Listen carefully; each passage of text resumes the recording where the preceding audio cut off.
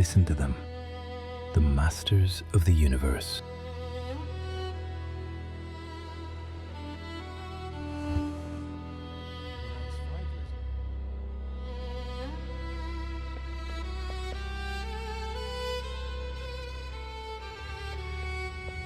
I bet 1,000 on the runtime. We'll be in New York by Tuesday night. Betting on time, as if they can buy it.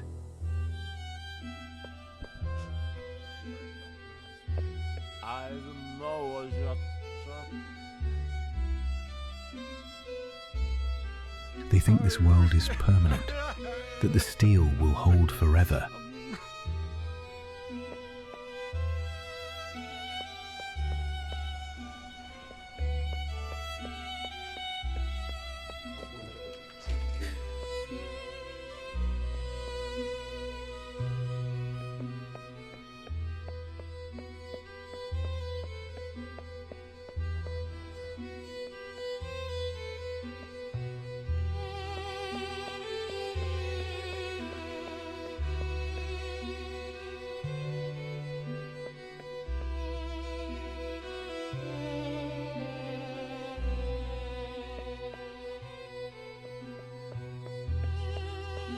Heading out, Mr. Morgan?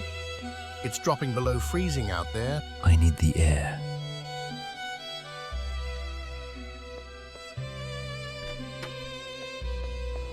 But steel is just refined earth, and earth always returns to the bottom.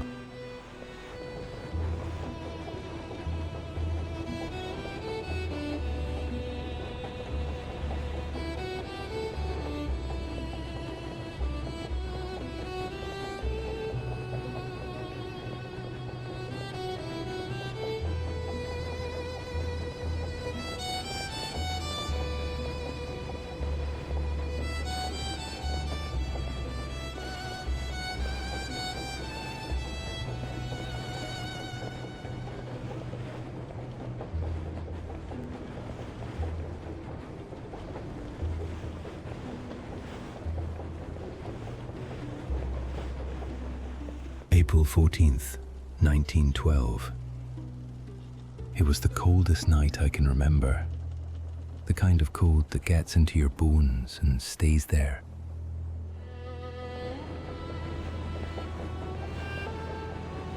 It's beautiful, isn't it, Isidore? The water is so still. Peaceful. Like a painting. Look at that water, flat as oil. No waves means no breaking white water at the base of an iceberg. By the time the lookouts see it, it will be too late.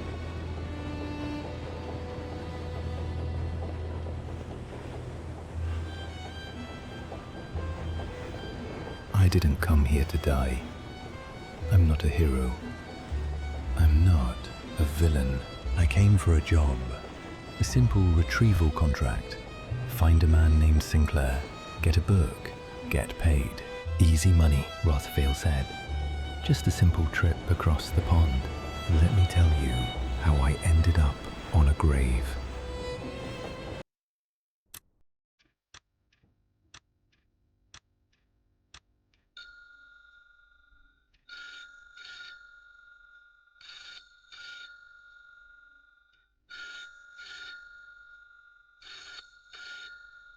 Sir, I apologize for the intrusion.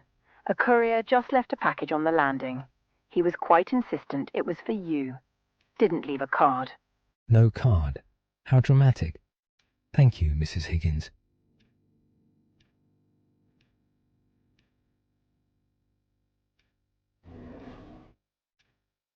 A clumsy instrument.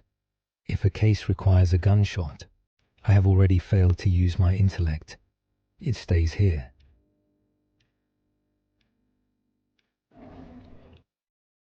My second brain. The mind is fallible.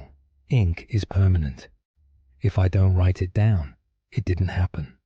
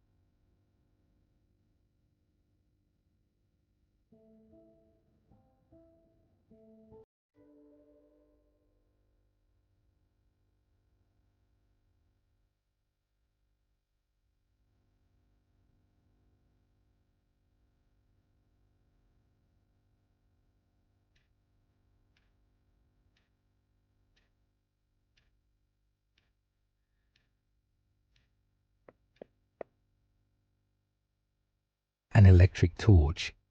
Modern science dispelling the shadows. Useful for seeing what others prefer to keep hidden.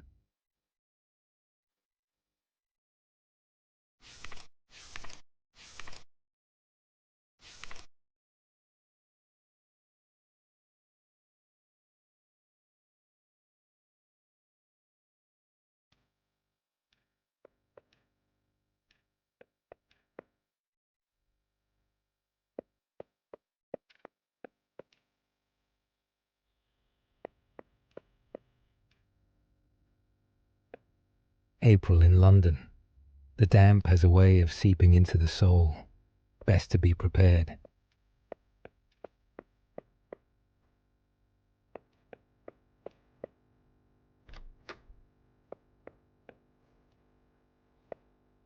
Detective, I require a mind that sees what others ignore. My staff have been dismissed. My Kensington estate is empty. If you are as sharp as they say, you will find your payment and your ticket inside my private study. The door is unlocked. Kensington Row. A wealthy man playing hide and seek. Let us see if his puzzle is worth my time.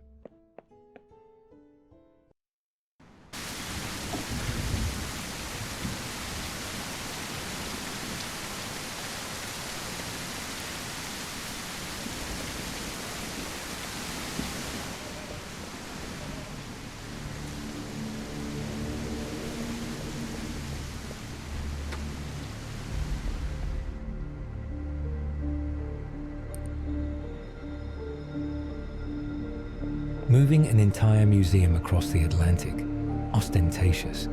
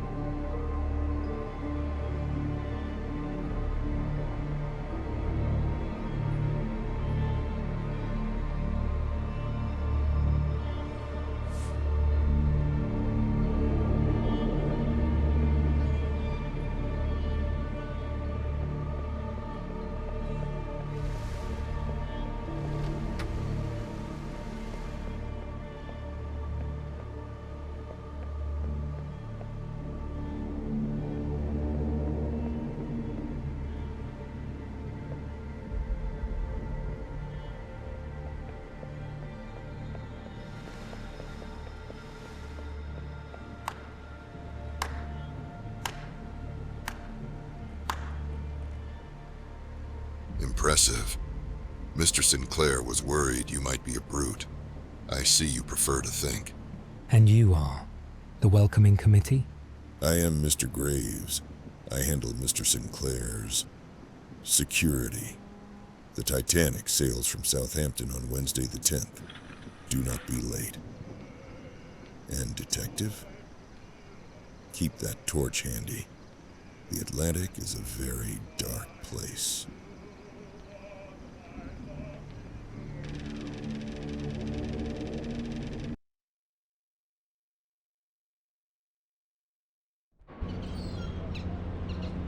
Southampton. The air tastes of coal and cheap ambition. Look at them, worshipping a pile of rivets as if it were a cathedral.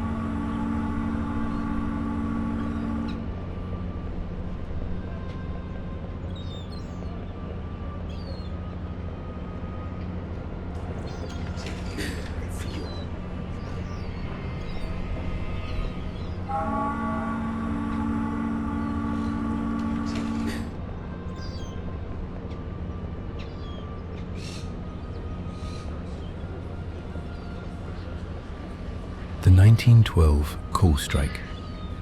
The Titanic's departure was nearly crippled by a massive national coal strike in Britain. To ensure the ship of dreams sailed on time, the White Star Line cancelled the voyages of several other ships, transferring all their coal and many of their displaced passengers directly to the Titanic.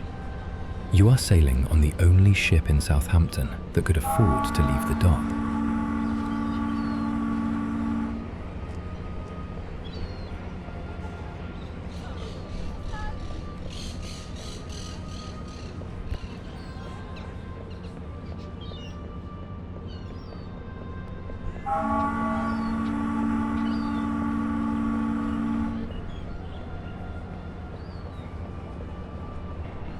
Titanic sails today. Largest moving object made by the hand of man. Read all about it, sir.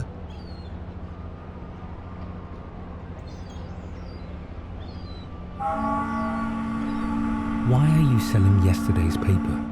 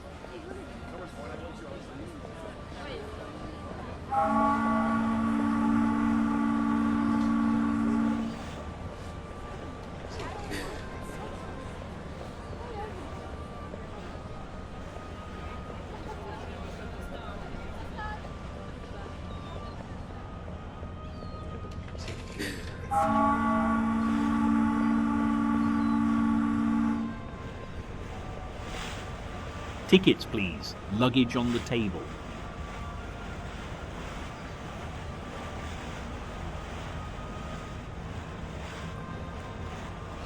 Mr. Arthur Morgan, guest of Mr. Edward Sinclair.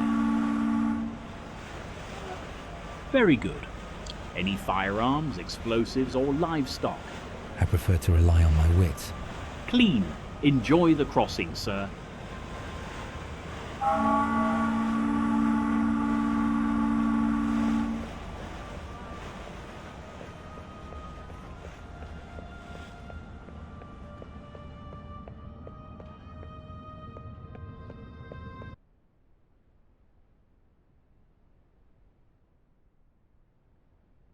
You brought the darkness with you. It walked in your shadow. Move along, crazy man. Apologies, sir. Some of the steerage lot get spooked by the size of him. Superstition. Bad luck to launch on a Wednesday, they say. I'd say it's worse luck to be this loud.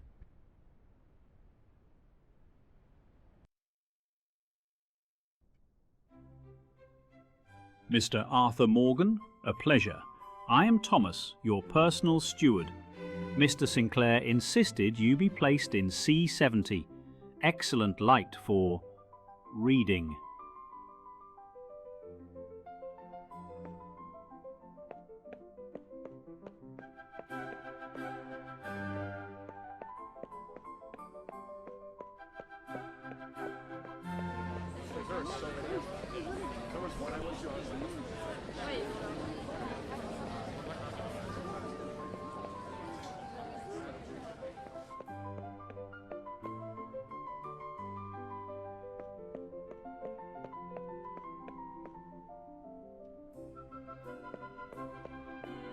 Lovely guests, the cream of society.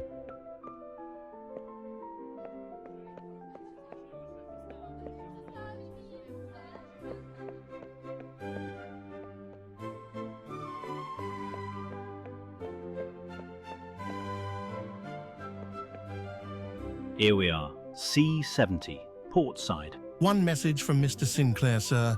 He is indisposed. He requests you meet him in the smoke room at 6 p.m. He said to tell you the wolves will be feeding by then. Wolves. Right. Dramatic as always. Thank you, Thomas. I shall return to turn down the bed later. Try to rest. It is a long way down to New York. The price of first class. A top-tier first-class parlour suite on the Titanic could cost up to £870, roughly $100,000 in today's money. These rooms were designed to make the wealthy forget they were on a ship, featuring running water, extensive mahogany panelling, and cutting-edge electric heaters, an incredibly rare and expensive luxury for 1912.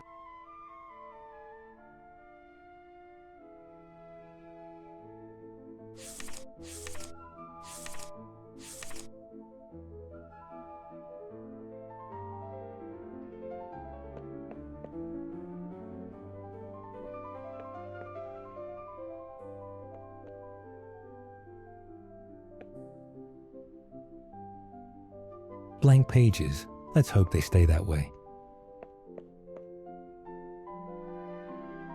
A light for the dark. Sinclair said there would be shadows.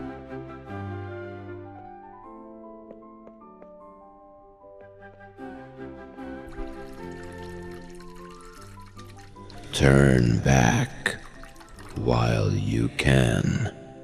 Who said that? Pupils dilated, hands trembling, hallucinations. Pulse 110. Classic symptoms of acute exhaustion. The stress of the last 2 days is catching up. The mind is a machine. It cannot function without maintenance. I need to rest before I meet Sinclair. Just an hour. Just an hour.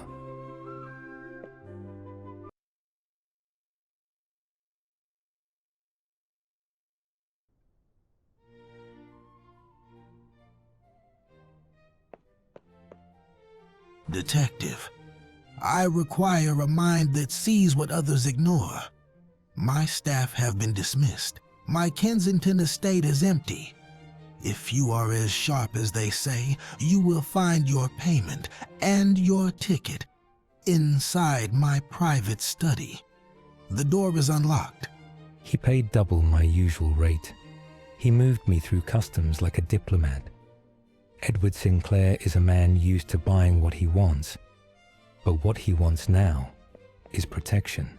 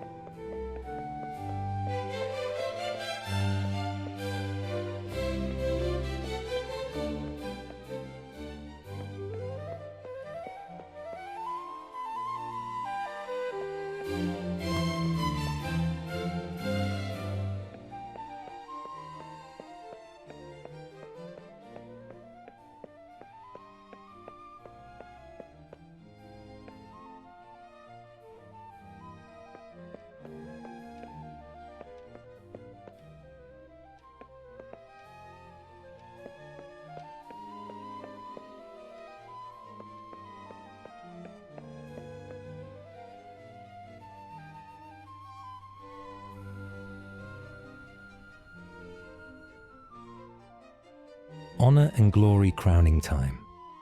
A bit dramatic for a clock. Time crowns us all in the end, usually with wrinkles. Date, April 10th, 1912. Time, 6 p.m. Location, A deck, Grand Staircase. Mission, locate Edward Sinclair. Tuxedo on. I feel less like a detective and more like a penguin. But in this world, appearance is the only currency that matters. Sinclair paid double for protection. That usually means the threat is already breathing down his neck. I paused at the cock on the staircase. Honor and gory crowning time. A bit dramatic. Time usually just crowns us with wrinkles and regrets. Educational note. The Grand Staircase. Famous for its glass dome. During the sinking, this room became a funnel for the water.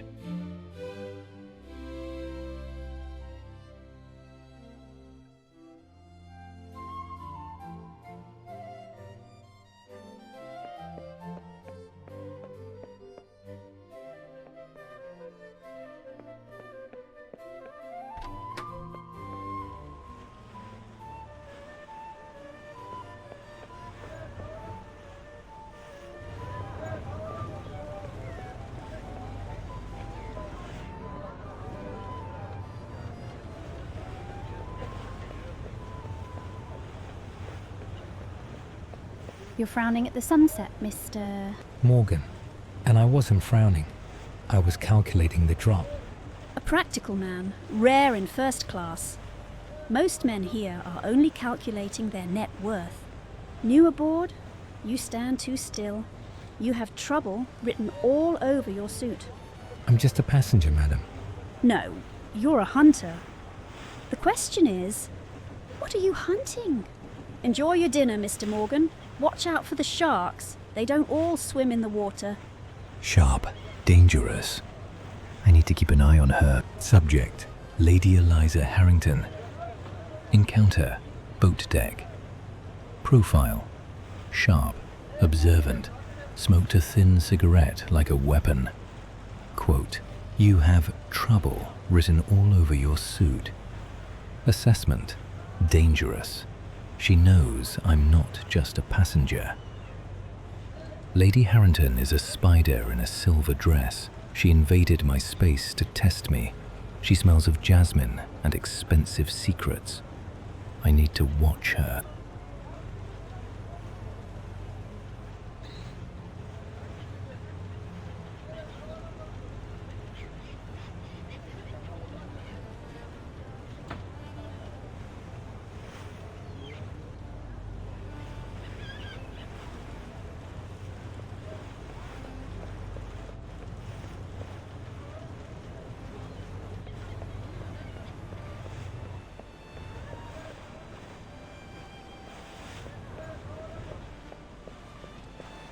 The air is getting sharp, Isidore. Shall I fetch your coat? My dear, no needed. As long as you are beside me, I am warm enough. Rare to see devotion like that in first class. Usually, the diamonds are heavier than the hearts. Subjects, Isidore and Ida Strauss. Observation, elderly couple, devoted. Quote, where you go, I go. Past the Strauss couple, rare to see genuine affection in first class. Usually, the diamonds are heavier than the hearts. Educational note, Isidore and Ida Strauss, Macy's owners. Ida refused to leave her husband's side. They died together.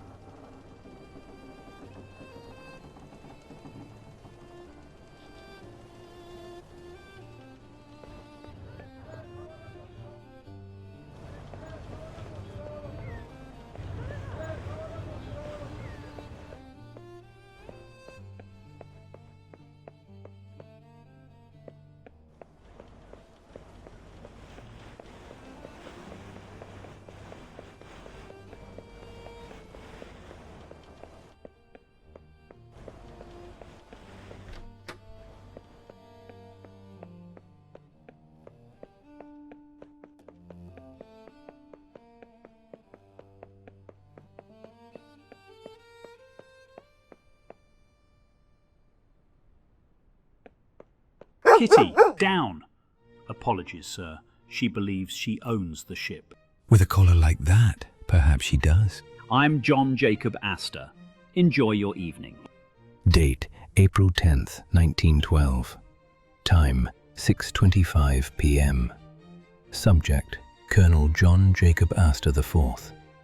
Net worth, approximately $87 million. The richest man on board. Incident, the dog was eating a steak better than most meals in London. Astor apologized, but barely. He looks like a man who owns the air we breathe. Bumped into a waiter feeding prime beef to a dog on a velvet chair. I was about to complain until I saw the owner, Astor. He carries his wealth like gravity. Everyone else in the room just orbits around him. Even the dog looks down on me. Educational note: John Jacob Astor IV, one of the wealthiest men in the world. He died in the sinking, crushed by a falling funnel. His body was recovered with $2,440 in his pocket. Kitty was never found.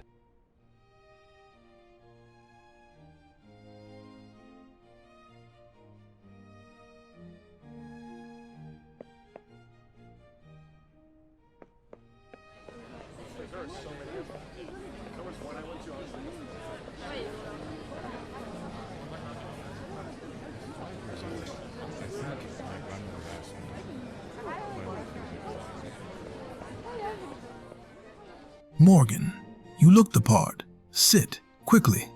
I prefer to stand until I know what I'm standing for, Sinclair. You dragged me onto a boat in the middle of the Atlantic with a cryptic puzzle. I solved it. Now give me the truth. The truth is that I have made a terrible purchase. Art? You're a collector. Not art, power.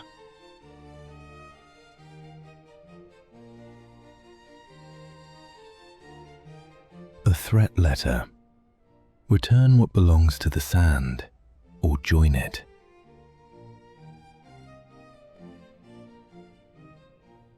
An auction receipt.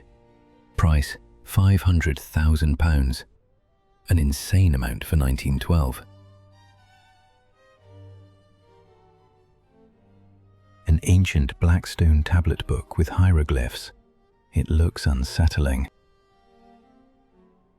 The Book of Thoth, excavated in secret near Cairo 3 months ago. Legend says it contains the formulas for life and death. The British Museum wanted it banned. I bought it. A cursed book. You hired a private detective for a ghost story. I hired you because you are the only man in London who didn't take a bribe during the Blackwood case. I need eyes that cannot be bought. The book is on this ship, in my private vault in the cargo hold.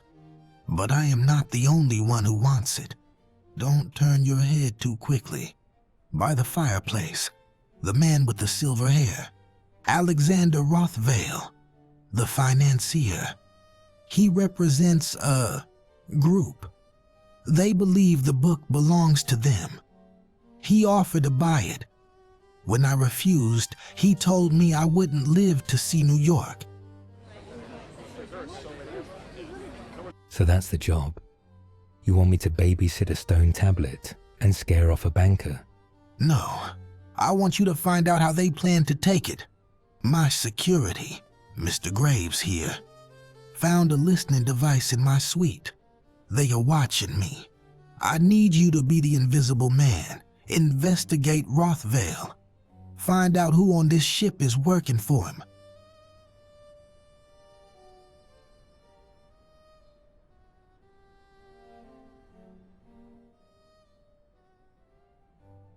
Edward, discussing archaeology again. You really must learn to leave your work at the office. Eliza, this is private. Edward, you look dreadful. And, Mr. Morgan, we meet again. Lady Harrington. Sharp. I like him, Edward. Try not to get this one killed.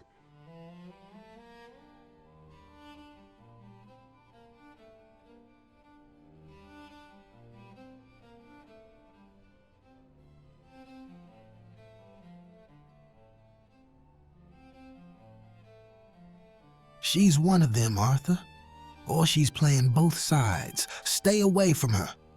You hired me to investigate. I start with her. Before you go chasing women, I need peace of mind. The book is in crate 404 in the secure cargo hold, Deck F. Rothvale's men were seen near the freight elevator. Go down there. Ensure the seal is unbroken. Verify the guards. And if the seal is broken? Then God help us all. Date, April 10th, 1912. Time, 6:35 p.m. Target, the Book of Thoth. Origin, excavated near Cairo, black market. Price, £500,000. Legend, formulas for life and death. Location, crate 404, secure cargo hold, F deck. The threat, Alexander Rothvale. Profile, financier, representative of a group. Sinclair is terrified. He thinks he bought a cursed artifact. I think he bought a target. Rothvale is holding court by the fireplace. He watched us. He knows. Lady Harrington interrupted us. She dropped a matchbook on the table. Midnight, boat deck. She's playing a game, and she expects me to follow the rules.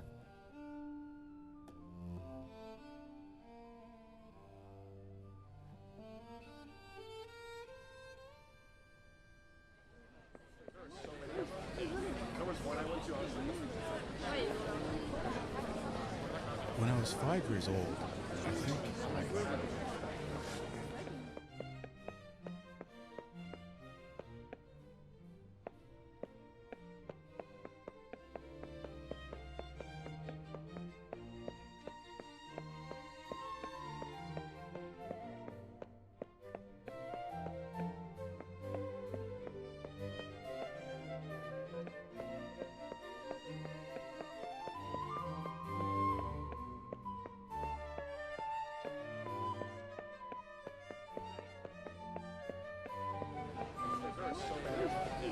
Not bad.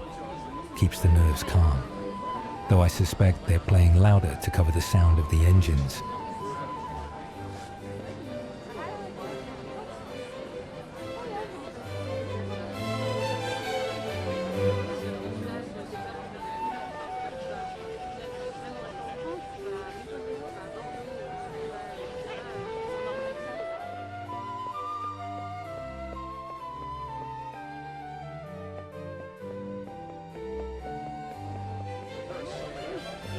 Everything in order, sir? Oh, yes, just checking the vibration. The propellers are kicking up more turbulence than I calculated. He taps his notebook. She's a big ship, but she's rigid. Perhaps too rigid. You sound like you built her. I did. Thomas Andrews, Harland, and Wolfe.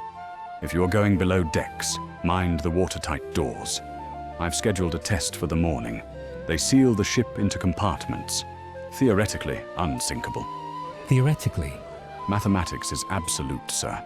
The ocean is not. Date, April 10th, 1912. Time, 6:50 p.m. Location, staircase. Subject, Thomas Andrews, Chief Naval Architect, Harland and Wolfe. I met the man who built her.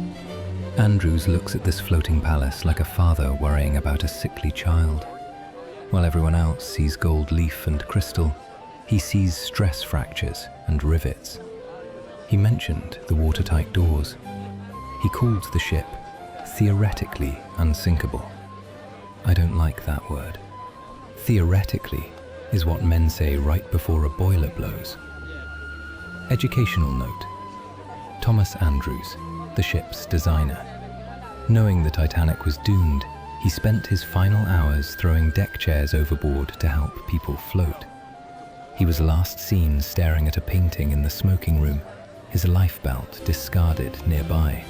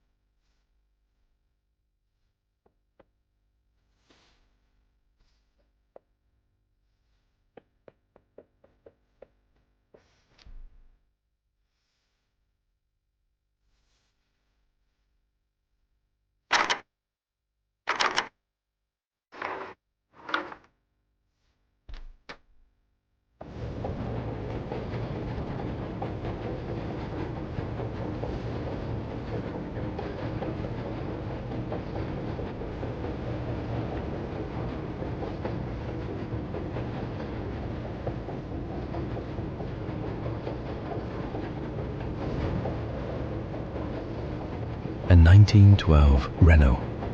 Bringing a car across the Atlantic, some people have more money than sense. Date, April 10th, 1912. Time, 7:30 p.m. Location, F deck. Stone doesn't knock back. I try to rationalize it, air pressure, settling contents, but the fear was primal. Sinclair was right to be afraid. The encounter. Graves was waiting for me. He blocked the exit. He wasn't checking on Sinclair.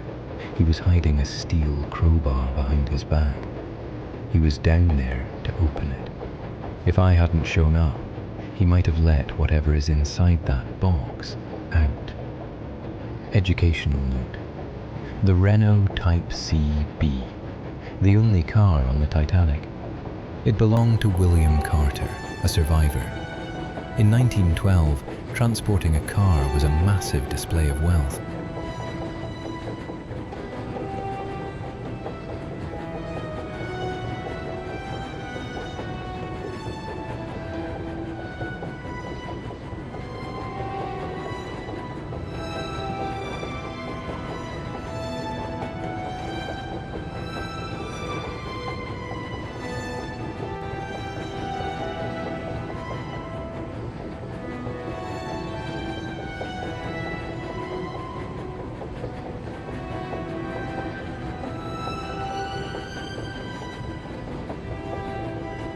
Seals are unbroken. Sinclair is paranoid. It's just a box.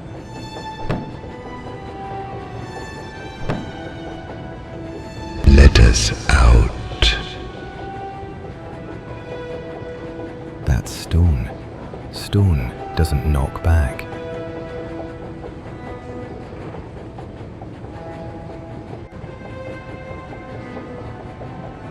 Rationalize. Air pressure change inside the container. Settling contents. I need to report to Sinclair. This job is worth more than double.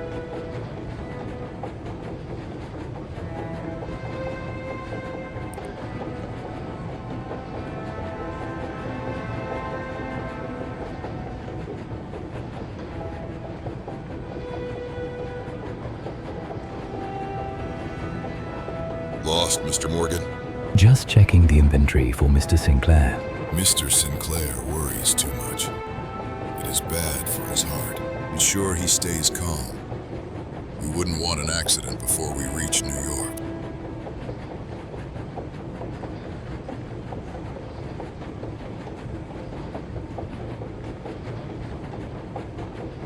He wasn't checking on Sinclair.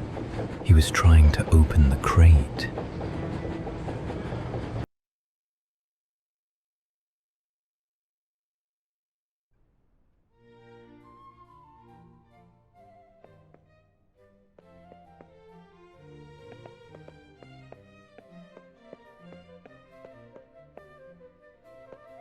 You smell like engine grease and fear, Mr. Morgan. You went down there, didn't you? I met your friend Graves. He carries a crowbar like it's a walking stick. Graves is a tool. Rothvale is the hand that wields him. Did you see the crate?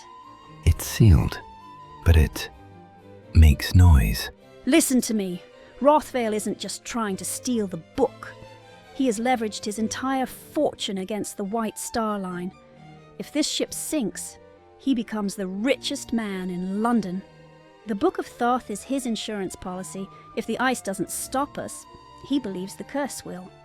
You're admitting to conspiracy. I'm admitting to self-preservation. Rothvale owns my debts, but I don't want to drown in freezing water. Save Sinclair, Arthur.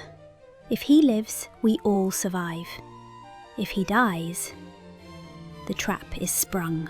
The Master-at-Arms, Officer Wilde, is on Rothvale's payroll. If anything happens, do not trust the ship's security.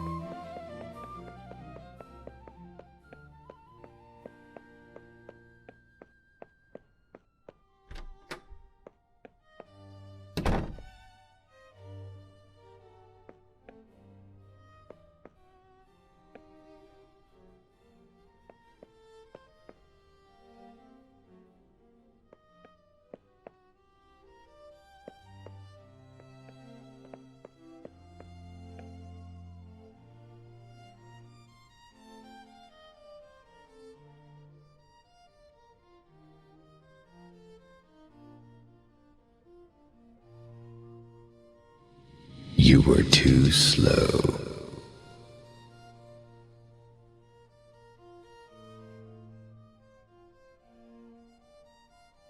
Stress hallucination. Long day, that's all.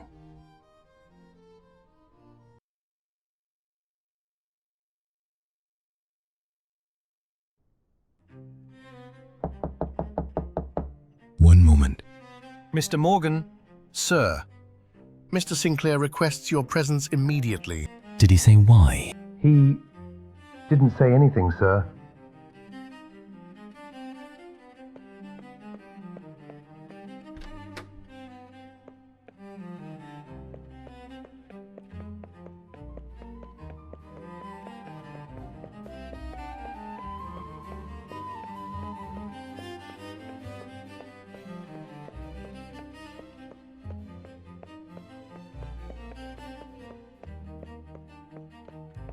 Sinclair?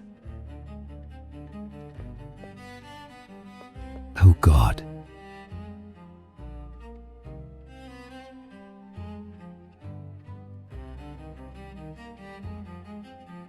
No restraints.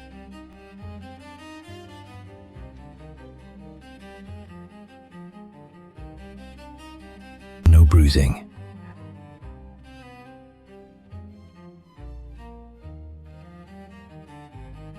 Skin pale and cold. Cause of death unclear. No trauma. Extreme hypothermia? Indoors? Impossible.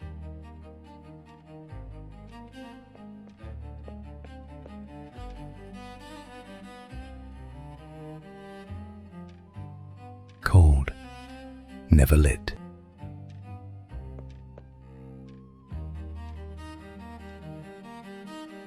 Sealed shut.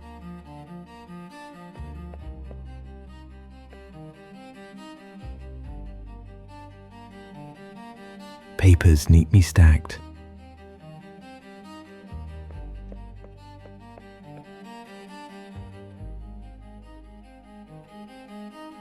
Someone didn't want this seen.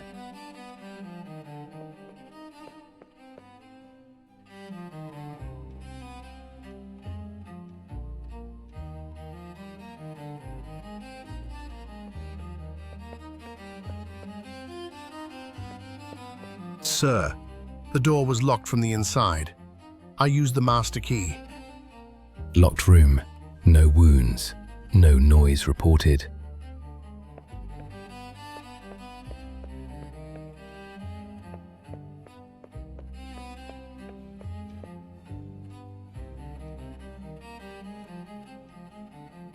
No. He said if anything happened to him, it would be before New York. He was right.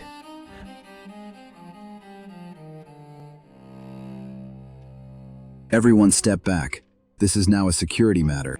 You're not calling the captain? Heart failure is not a crime, Mr. Morgan. Then why lock the door afterward? I suggest you return to your cabin.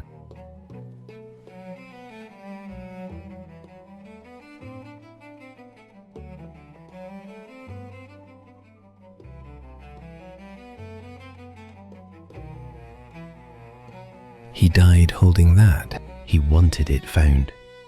That does not belong to you. Then charge me. Get out of my sight.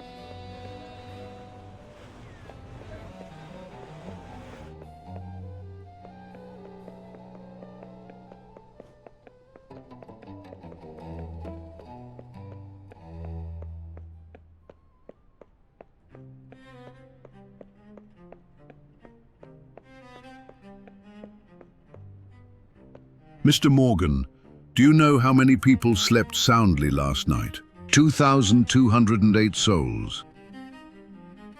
And not one of them must wake to fear. Tell me what you found. Slowly, precisely.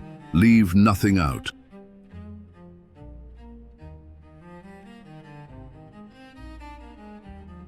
Mr. Sinclair was found dead in his suite. The door was locked from the inside. No signs of struggle, no injury. His body was frozen. Not cold, frozen. That's impossible. The heating. I know. That's why I checked everything. Windows sealed, fireplace unused. But there were markings under the rug. Circular, deliberate, recently erased. And you believe this was done how? I don't yet know how, but I know why. And I know someone aboard the ship wanted him silent. This vessel is the most watched object on Earth. Every newspaper, every magnate, every politician, waiting for her to succeed or fail.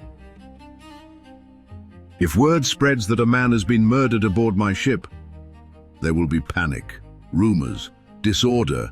I will not have that. Mr. Morgan, I am officially telling you that Mr. Sinclair died of natural causes. And unofficially, I am asking you to prove me a liar.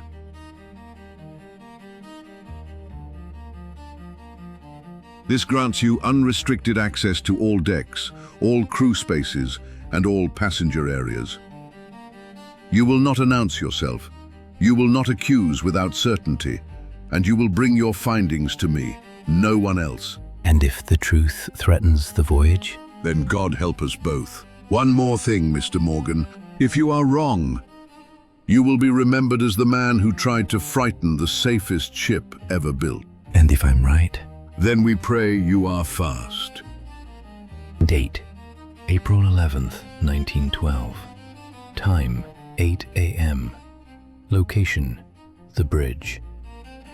Educational note: Captain Edward J. Smith. The millionaire is captain. He planned to retire after this final voyage. He went down with the ship. Result: Captain Smith has granted me unrestricted access to all decks. The deal: officially, it was natural causes. Unofficially, he wants me to prove it was murder. Next step: locate Mr. Pumball, Rothvale's accountant. Lady Harrington says he can read the cipher. Location: Turkish Baths, F deck. Smith knows. He didn't say it, but I saw it in his eyes. He knows something is wrong with his ship. He gave me the keys to the kingdom. If you are wrong, you will be the man who frightened the safest ship ever built. I showed the cipher to Harrington. She identified it as Rothvale's ledger code. Pumball is the key. Time to visit the Turkish baths.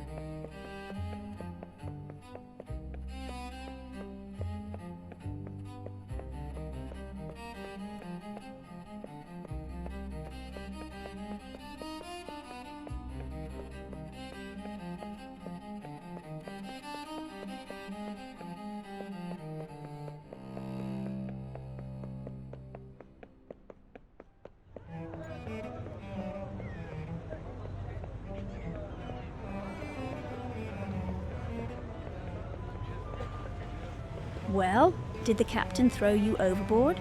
He gave me the keys to the kingdom. And I have this. Sinclair died holding it. It's a code. Do you recognize the symbols? These aren't just symbols, it's a ledger code. Rothvale uses it for his off-book accounts. Can you read it? No, but I know who can. Mr. Pumball, Rothvale's personal accountant. A nervous little man. I saw him heading down to F-deck earlier. He spends all day in the Turkish baths. He says the steam calms his nerves.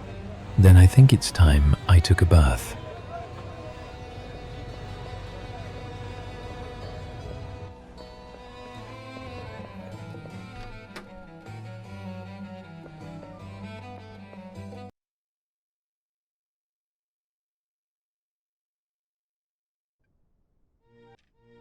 Sinclair is gone, and somehow the ship breathes easier for it.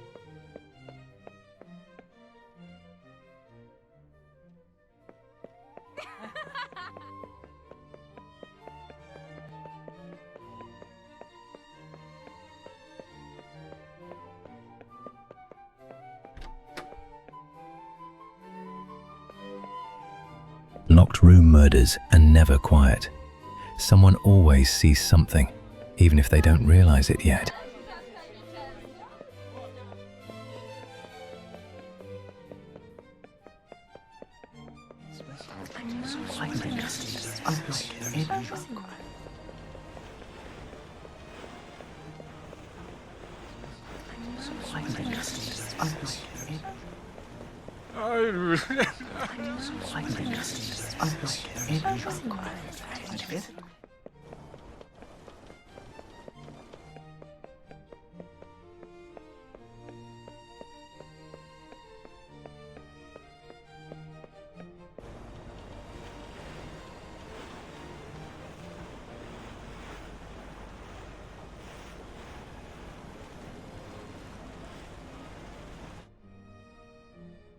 You look like a man who hasn't slept.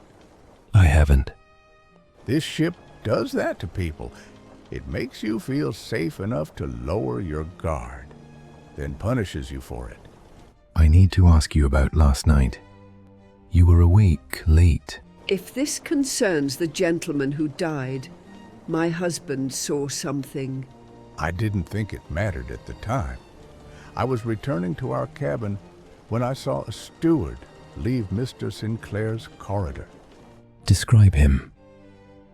He walked stiffly, as if favoring one leg, not injured, strained, and he did not look back, even when I coughed to announce myself. Did you recognize him? No, and that is what troubles me. Date, April 11th, 1912. Time, 1:20 p.m. Subject, Isidore Strauss. Location, promenade deck. Observation, saw a man in a steward's uniform leaving Sinclair's corridor late last night. The man was walking stiffly, favoring one leg.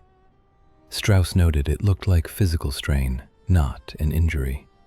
He did not recognize the man's face. Strauss is observant. The strained walk is the key here. A steward doesn't limp from exhaustion on the first night of a voyage. He limps because he is carrying something heavy. Equipment? A chemical tank? Locked room murders are never completely quiet. Someone always sees the shadow.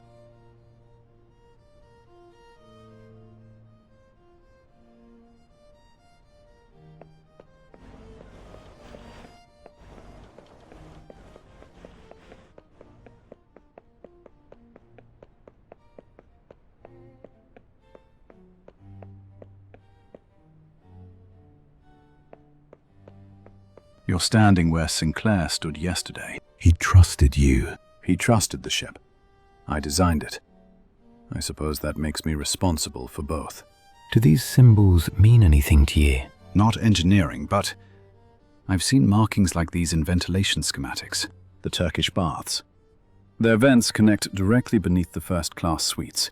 If someone wanted to alter temperature or airflow, they could do it without ever opening a door. That's all I needed. Be careful, Mr. Morgan. This ship was built to contain water, not secrets.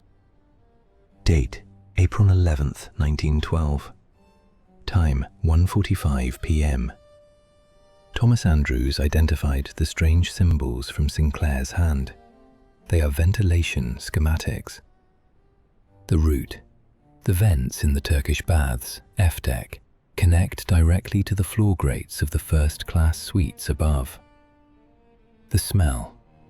J.J. Astor noted a strong odor of industrial chemicals near Sinclair's suite last night. The prime suspect. Astor identified the source of the smell, Mr. Graves, accompanied by an accountant, Pumble. The locked room mystery is solved. It wasn't magic, and it wasn't a ghost. It was plumbing. Graves didn't need to break down Sinclair's door. He just needed to go to the Turkish baths, access the ventilation shafts, and pump freezing or toxic chemicals directly into Sinclair's room. A silent, invisible execution. Andrews warned me that the ship was built to contain water, not secrets. He has no idea how right he is.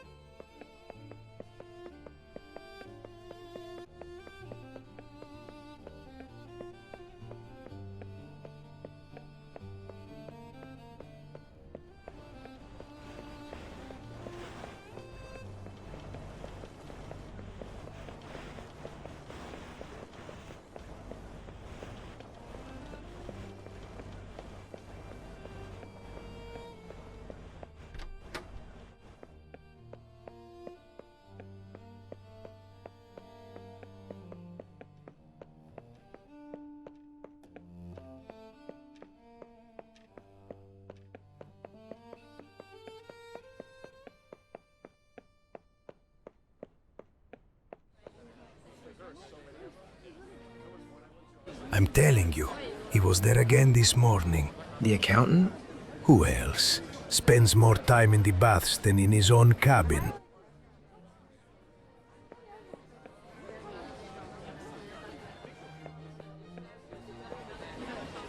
Ah, the man everyone is whispering about.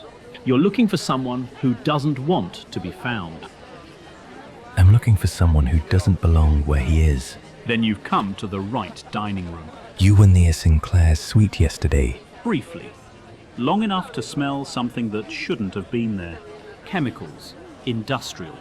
The sort you don't find in cologne or cough syrup.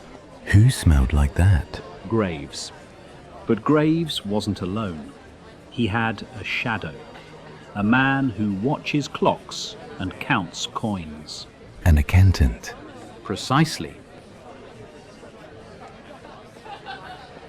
That's not a man enjoying lunch. That's a man killing time.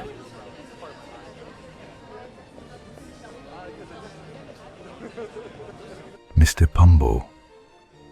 Do I know you? No, but I know where you spend your afternoons. I pay for my baths like anyone else. You left early today. I've remembered something. Something important. I shouldn't have left it unattended.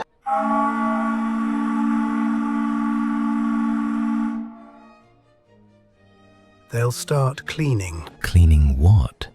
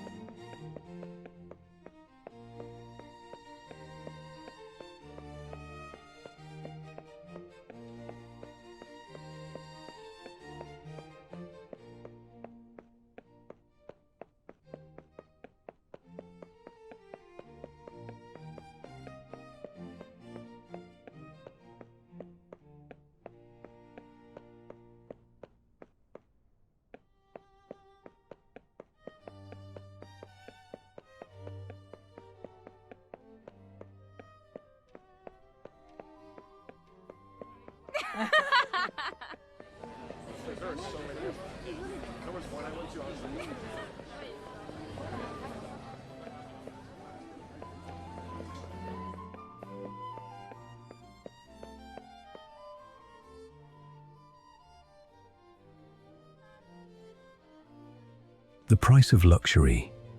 A ticket to the Turkish baths cost $1, about $30 today. It was one of the few amenities even first-class passengers had to pay extra for. The baths were open to women in the morning and men in the afternoon.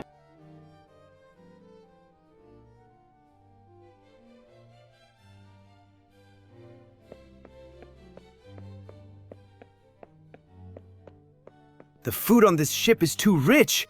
I've gained 2 pounds in 2 days.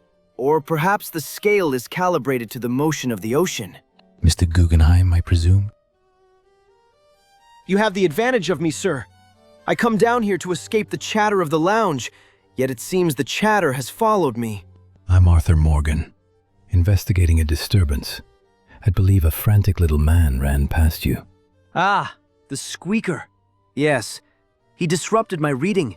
He bolted into the hot room and barricaded the door. A pity. I was enjoying the silence.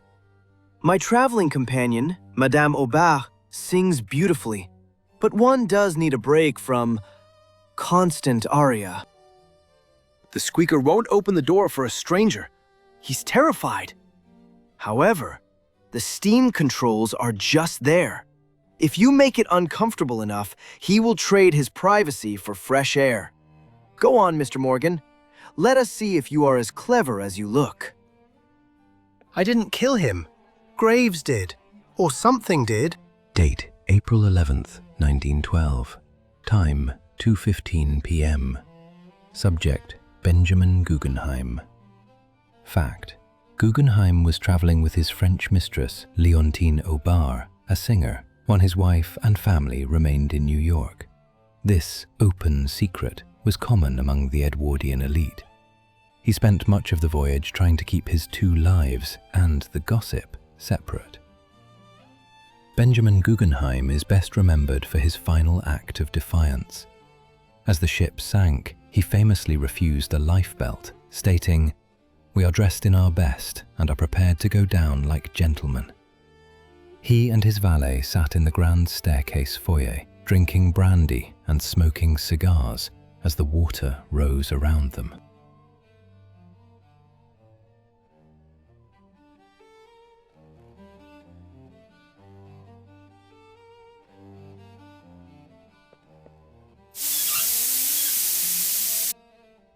Open the door, Mr. Bumble, or the heat will do what fear already has. He wasn't murdered for money. He was murdered to begin something.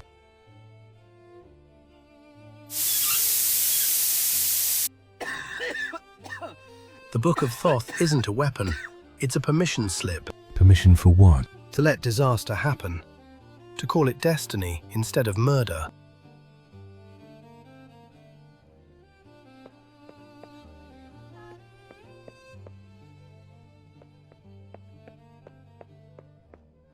Mr. Morgan, a word. Yes? You are playing a dangerous game. Men like Rothvale do not like to be embarrassed. If you find yourself in over your head, come find me in the smoking room.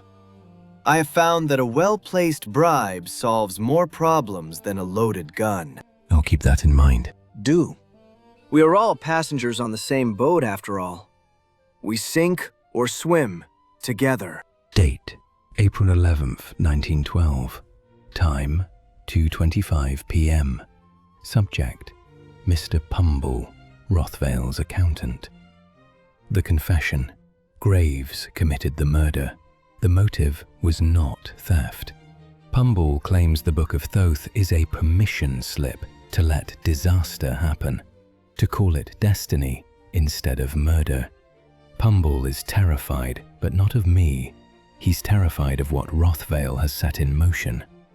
Met Benjamin Guggenheim in the cooling room. He treats the ship like his personal smoking lounge. He offered me a bribe to walk away. We sink or swim together, he said. a chilling choice of words for a man in the middle of the Atlantic.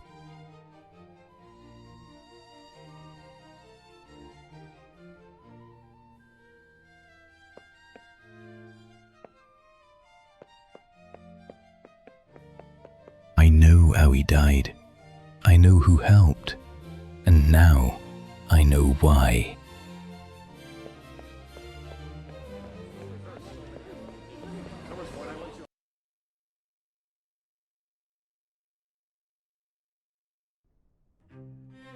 I have a confession from a nervous accountant. That's it. If I walk onto that bridge and tell Captain Smith his ship is threatened by ancient magic, he won't turn the ship around. He'll throw me in the brig for insanity. I can't report a ghost story. I need evidence.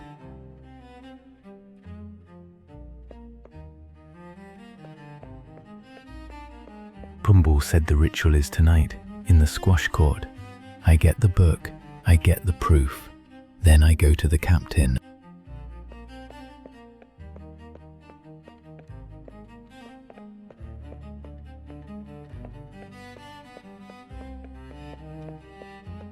Down here, the luxury is gone.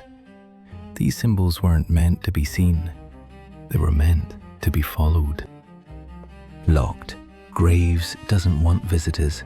Standard mortis. I can handle this.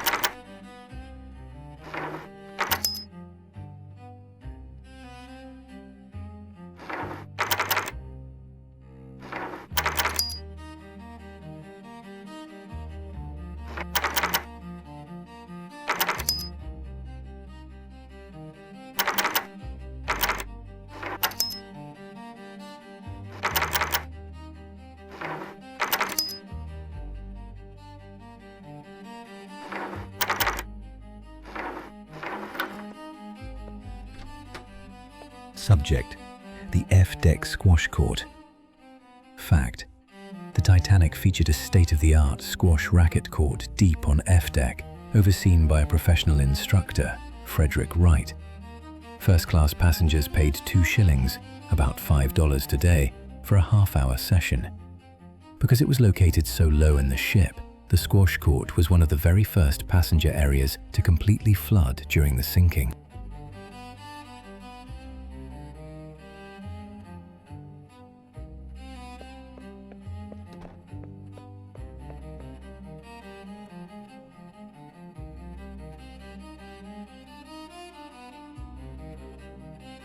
This wasn't hidden to protect us. It was hidden to give it privacy.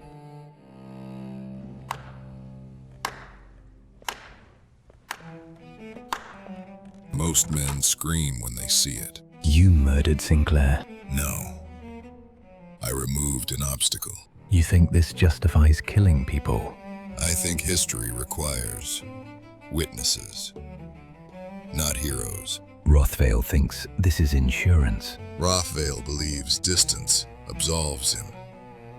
The sea does not recognize hierarchy. You were never working for him. I was working for inevitability.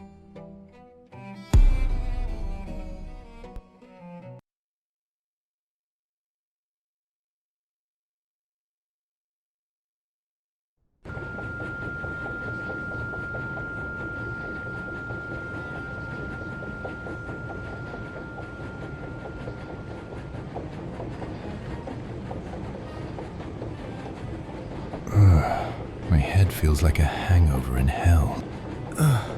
Steel bars, riveted walls, the smell of rust and unwashed men. I'm in the brig, G-deck. Guns gone. The notebook. Damn it. Everything I had on Rothvale, gone. Graves had me cold. He could have put a bullet in me right there in the court. So why am I breathing? Because the ritual needs a witness. He wants me to watch the end.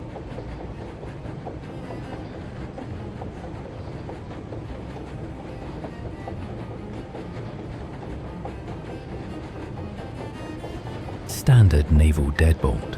Heavy, but simple.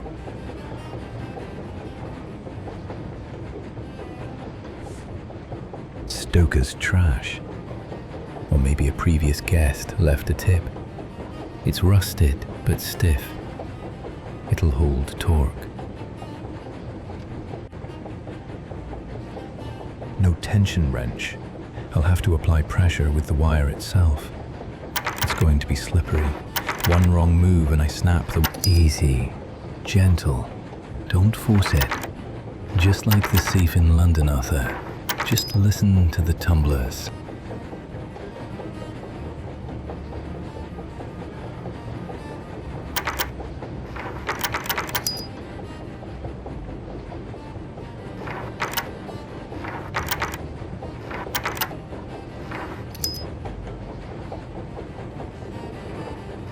Come on.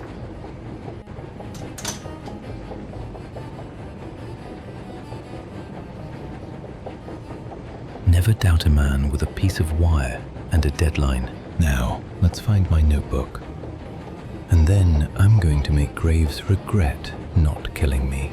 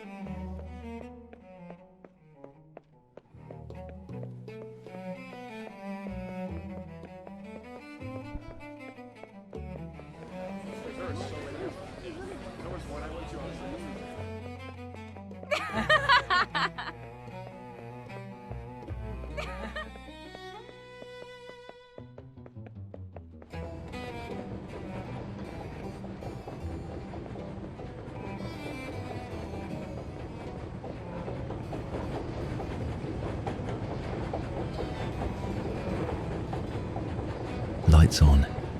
Wilde is at his desk, reading the paper, probably.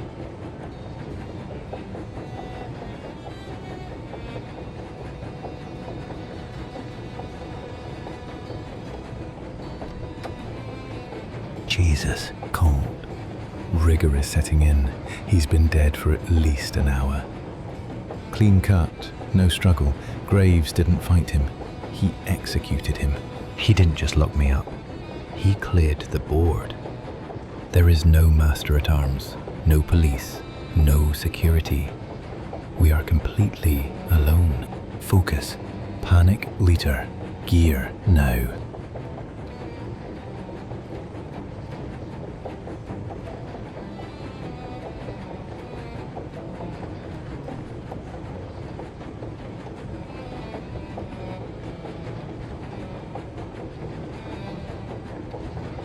Bumble's code 0404.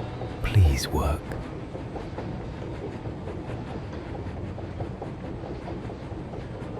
Still here. The cipher. The names.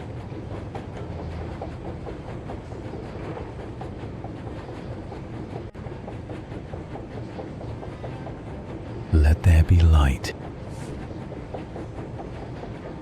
Might need these. Okay, I'm back in the fight.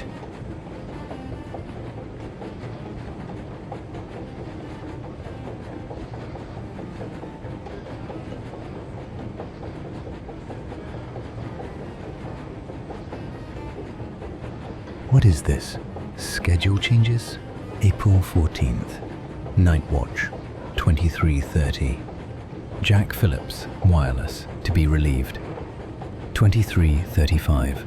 Wireless room secured for private use by Mr. Graves. Authorization, A. Rothvale. Private use? No. He's not just sinking the ship. He's blinding it. If he takes that room, Phillips can't send an SOS.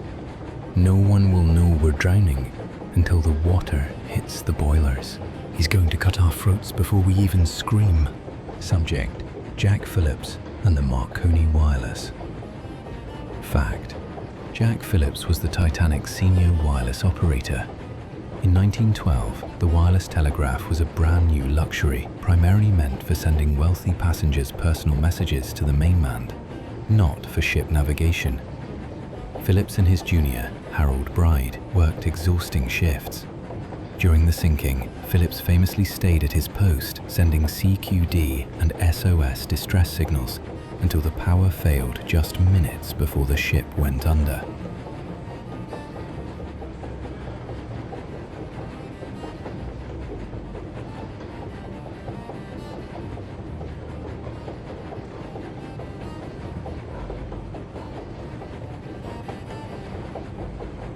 Mr. Morgan, you are out. You really are remarkably persistent. Stay back. I am armed. Relax your shoulders, detective. If I wanted you dead, you would be dead. I saw Wild. I saw what you did to him. You're cleaning house. Wild was a crude instrument. He served his purpose. He had no imagination. You, on the other hand, you have imagination. You see the patterns. I'm going to the bridge. I'm telling the captain everything. I know about the radio graves. I saw the roster. Go. Tell him. Tell the stars. Scream it into the ocean if you wish. You think he won't believe me? I think it does not matter. The timeline is already set, Mr. Morgan. The wheels are turning. You can run to the bridge. You can pray to your God. But you cannot stop the ice. If it's inevitable, why let me go? You have a gun. Finish it. Because death is too fast. It is a mercy. The ritual demands energy, Mr. Morgan. Fear, despair. Suffering requires consciousness.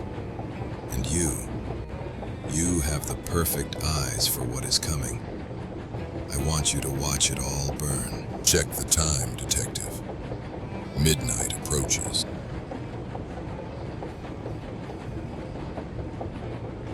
He thinks he's a god. He thinks we're already dead. Have to prove him wrong. The radio room. I have to get to the radio room.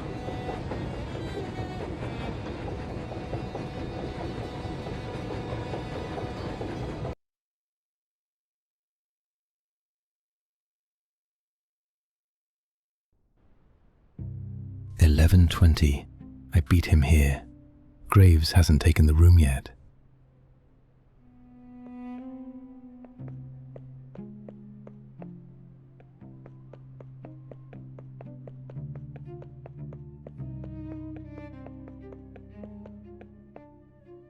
Passenger messages are closed for the night. Get out!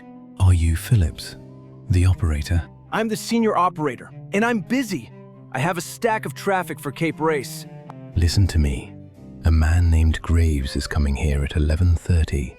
He claims he has authorization to take over this room. The archaeologist? Yes, the purser sent a note. Said it was a private transmission for the chairman. I'm supposed to clear out in 10 minutes. Don't do it.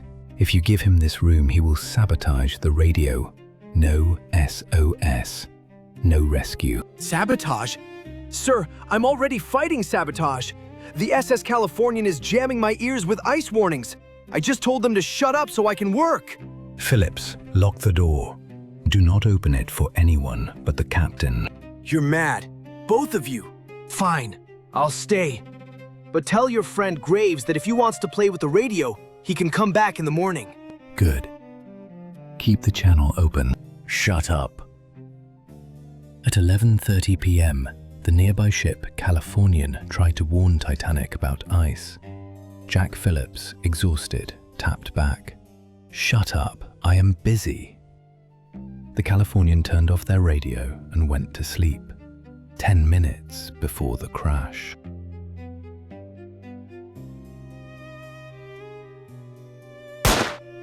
That came from the boiler rooms. Graves isn't coming here. He's already below deck.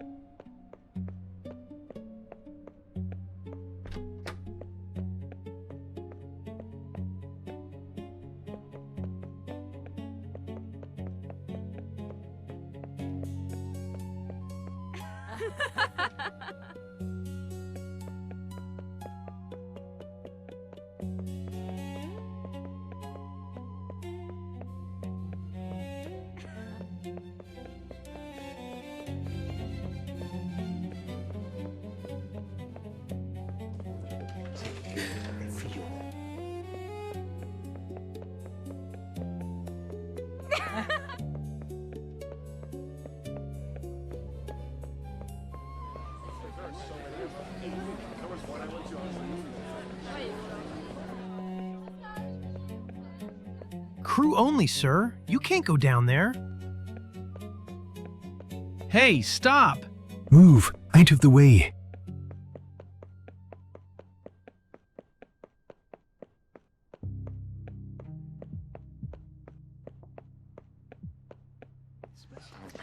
Like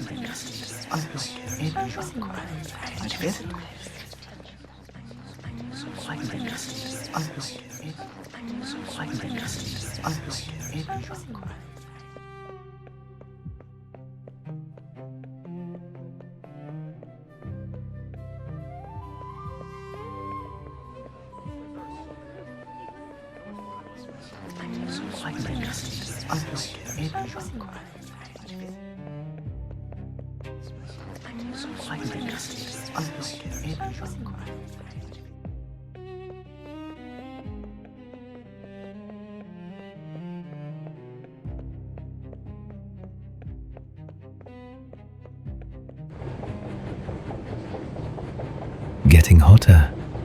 Almost there. Boiler room 6. I made it.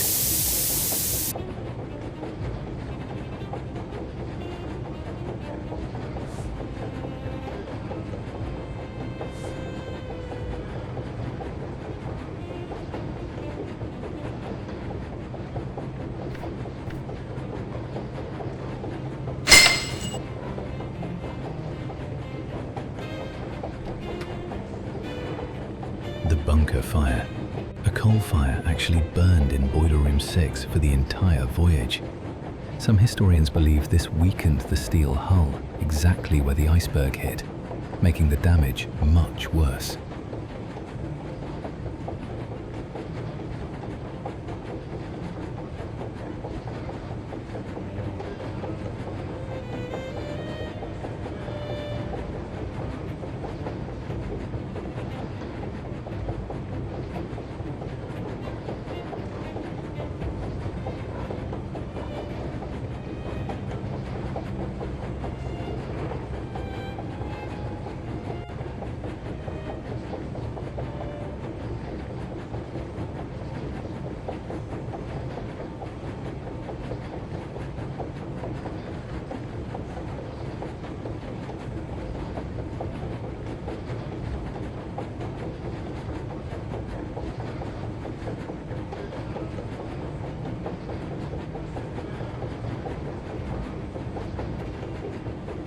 Stop right there, Mr. Morgan. History is delicate. Put the gun down, Graves. It's over. You think this is about murder? This coal bin, it's been burning for days. The hull is already weak. I'm just here to make sure the pressure does the rest.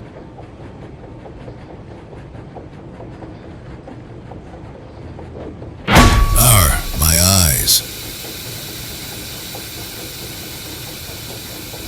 A bullet cannot stop a ritual, detective.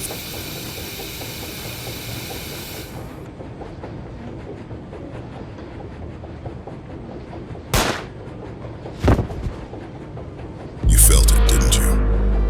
The vibration. What? I didn't need to blow the boiler. I just needed to keep you busy until 11:40.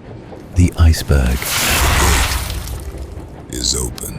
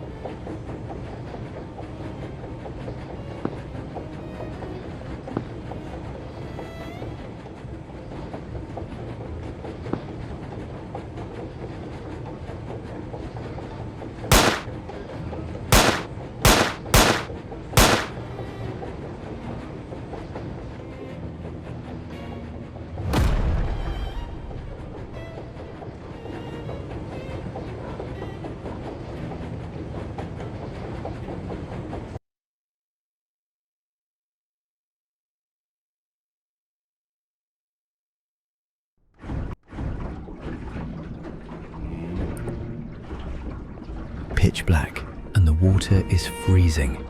I need to get out of this pool before my heart stops.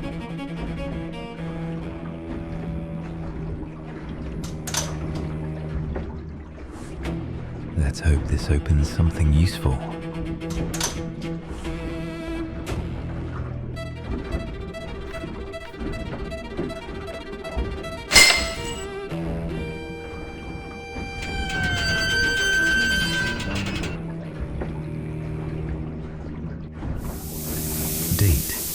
15th, 1912. Time, 1:10 a.m. Notes. The cold is the real enemy here. It hits your chest like a hammer.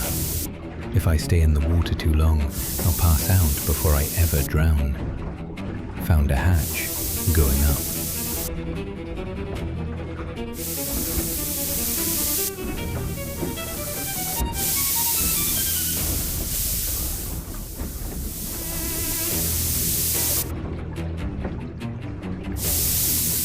God, she's tearing herself apart.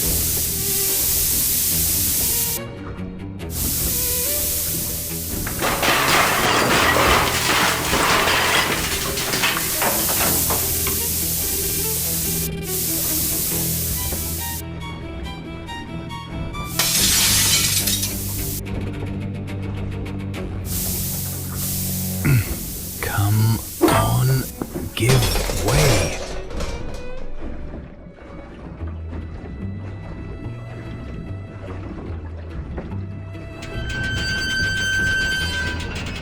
Date, April 15th, 1912. Time, 1:25 a.m.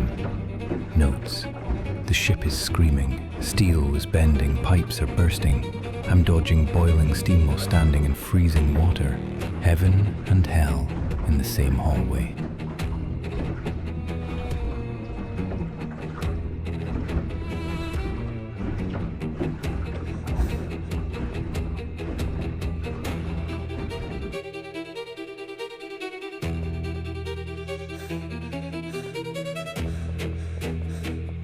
Good thing I kept these.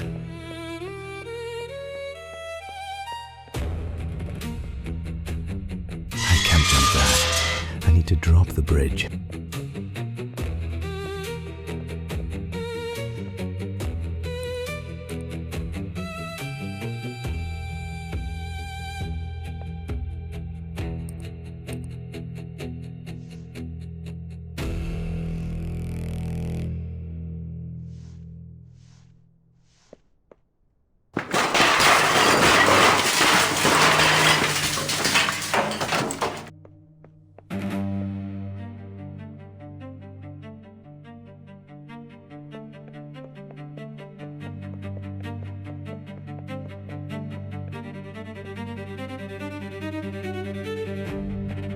Date, April 15th, 1912. Time, 1:40 a.m. Notes. The engines are silent.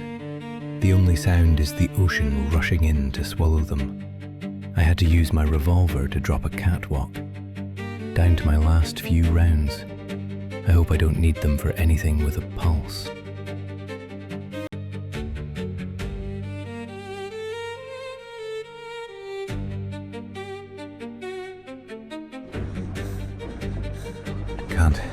Can't stay in too long.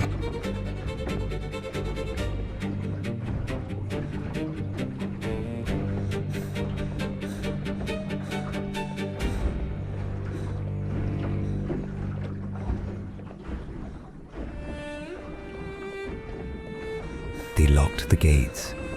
They actually locked them down here.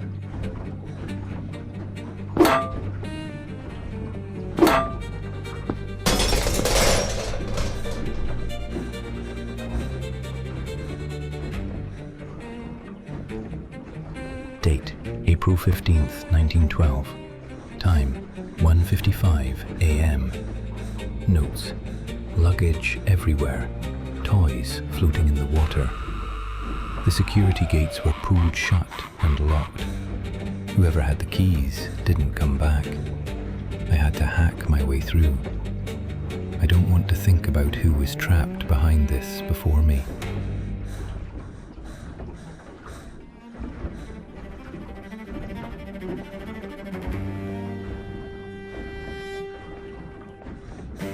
Almost there.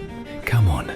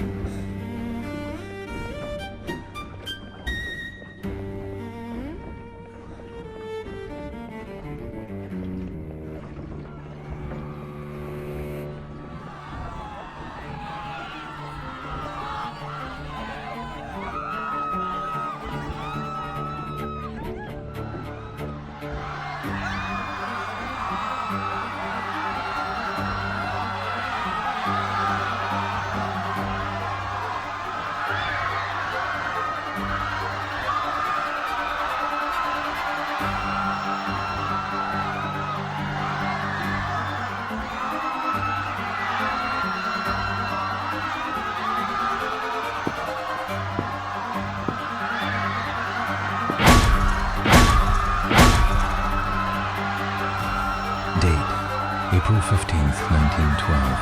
Time, 2:10 a.m. Notes. I broke through. The freezing air never felt so good, but the deck is a nightmare.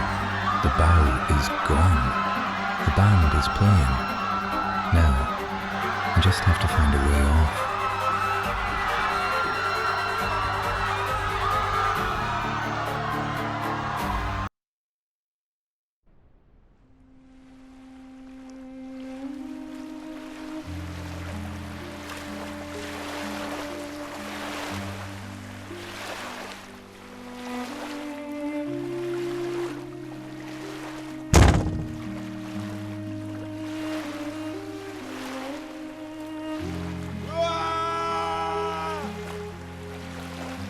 You can't leave them, Alexander. The boats are jammed. Step aside, Eliza. My life is worth 1,000 of theirs. The only place you're going is the bottom of the Atlantic, Rothvale. Morgan, you survived. And you brought my property. Drop the book and step away. I am throwing it over the side. The curse ends tonight. No!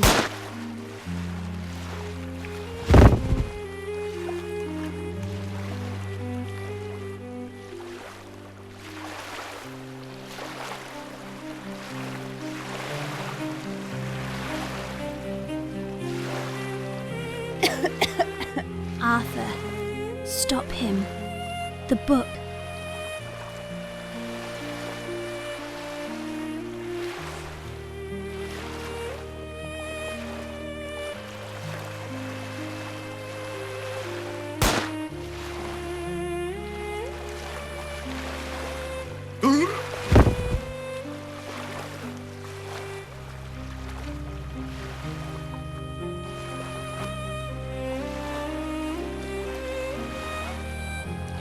If you are reading this, then the unsinkable has sunk. My name is Arthur Morgan, and this is my final report. I made my choice. I put a bullet in Lord Alexander Rothvale. I watched him and his cursed book vanish into the black water. The threat to London is over. The power is buried. But the cost, God, the cost. I can hear the screams from the jammed lifeboat. I can see Eliza's blood freezing on the deck. I stopped the monster, but I didn't save a single soul, not even my own. The water is at my boots. The cold is absolute. Case closed.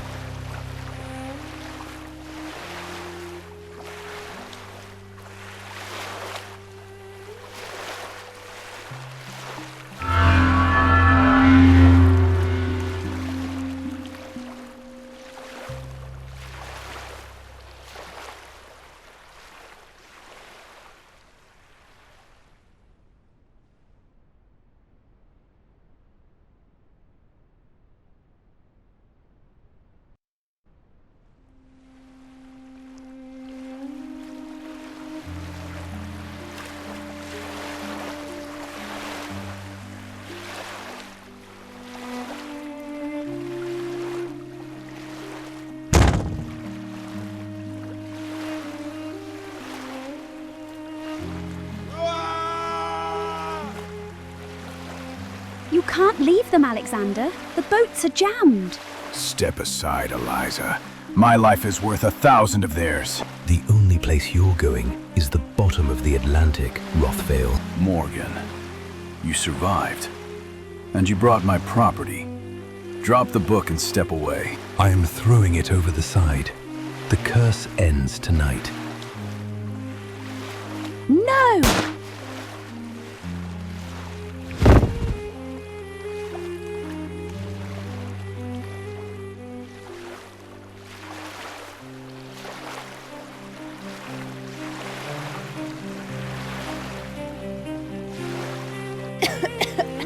Arthur, stop him. The book.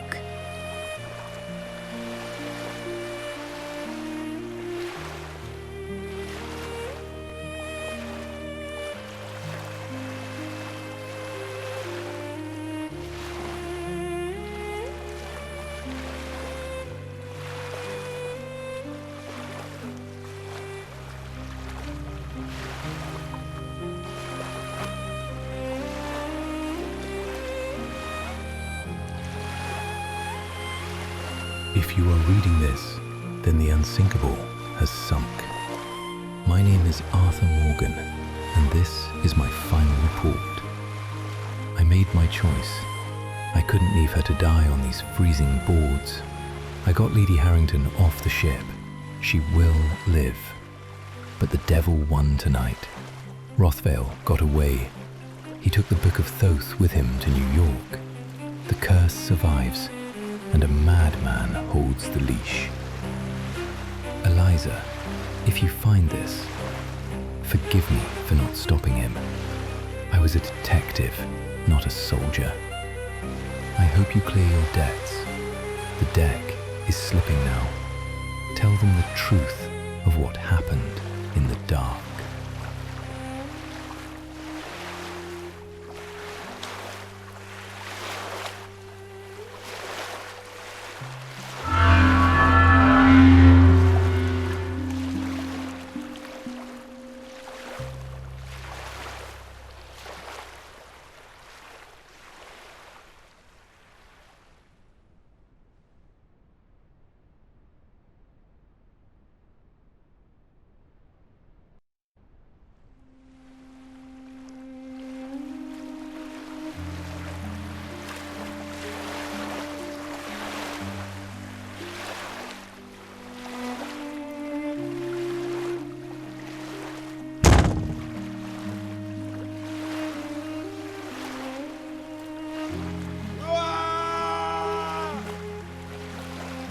You can't leave them, Alexander. The boats are jammed. Step aside, Eliza. My life is worth 1,000 of theirs. The only place you're going is the bottom of the Atlantic, Rothvale. Morgan, you survived. And you brought my property.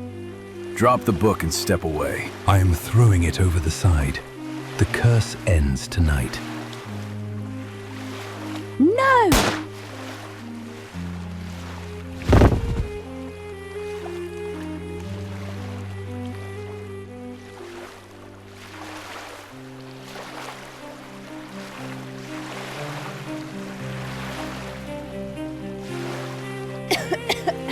Arthur, stop him. The book.